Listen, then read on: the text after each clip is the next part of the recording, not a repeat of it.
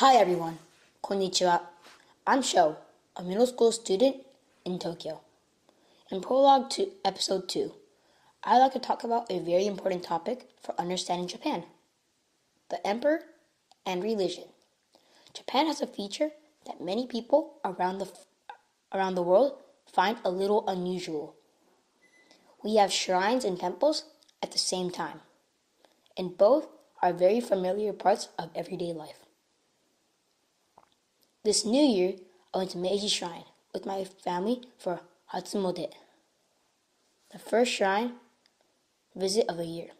Hatsumode is a Japanese tradition where people visit a shrine at the beginning of the year and pray for things like good health and happiness.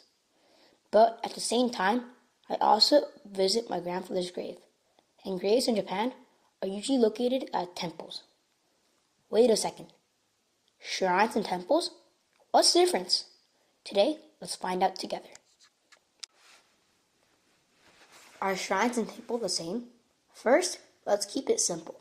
Shrines equal Shinto. Temples equal Buddhism. They look different, worship different beings, and have different ways of thinking. Now, let me explain each one step by step. Shrines and Shintos, Japan's ancient belief. The origin of Shinto are believed to go back to the Jomon period, about 15,000 years ago, when people lived in the Japanese islands began to respect nature, such as mountains and rivers, as sacred. Shinto was not founded by a single person. It has no holy book. It is a belief that slowly developed as Japanese people lived closely with nature. The idea of Shinto is very simple. Mountains, rivers, the sea, trees, wind, and even human life. Shinto believes that spirits called kami exist in all things in nature. That's why Japanese people visit shrines as important moments in life, such as praying for a good harvest, wishing for safety at sea, celebrating the birth of a baby. For Japanese people, shrines are places to calm the mind and quietly make wishes. The deep connection between Shinto and the emperor. Now, let's talk about the emperor. Japan's first emperor is said to be Emperor Jimmu, who ascended the throne in 660 BCE. According to Japanese mythology, the emperor is descendant of Amaterasu, the sun god. Because of this, the emperor has been respected since ancient times as a person closest to the gods. The current emperor is Emperor Narihito, the 126th emperor of Japan. In the past, there were times when the emperor directly ruled the country. However, after World War II, the rule of the emperor changed. Today, the emperor is known as the symbolic emperor. He does not take part in politics. Instead, he exists as the symbol of Japan, the unity of the Japanese people. Temples and Buddhism, a teaching from across the sea. Next, let's talk about temples. I have a favorite temple. It is Eiheiji Temple, located deep in the mountains of Fukui Prefecture. At Eiheiji, Buddhist monks train from morning to night while carefully cleaning and maintaining the temple.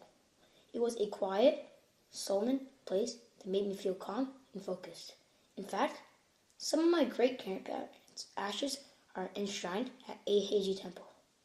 Temples are places for Buddhism. Where did Buddhism come from? Buddhism was found in India about 2,500 years ago. It spread along this route: India, China, the Korean Peninsula, then Japan. The form of Buddhism that reached Japan is called Mahayana Buddhism. Mahayana Buddhism emphasized the idea that not only a few special people, but everyone can be saved. This is a little different from Theravada Buddhism, practices in countries like Thailand and Laos, which focused on individual enlightenment through strict personal training. In Japan, temples are especially important as places to face death and honor ancestors. How Japanese people use shrines and temples. In short, we visit shrines for births, wishes, and important life events. At Meiji Shrine, you can still see traditional Shinto weddings today. On the other hand, temples are places where people accept death and remember their ancestors. In Japan, Shinto and Buddhism have not fought against each other. Instead, they have naturally blended together over time.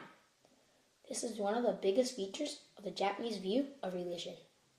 Finally, the emperor shrines and temples exist very naturally in Japanese life.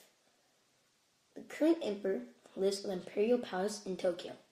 You can see many runners around the Imperial Palace, and I'm one of them. I often take part in the marathon races held there. For me, this place is truly a part of everyday life. This is the end of the episode of The Emperor and Religion. In the next episode, we'll finally move on to the ABCs of Japanese history, from the beginning of agriculture to nobles and then the age of the samurai. Stay curious, keep exploring. See you in the next episode. Bye!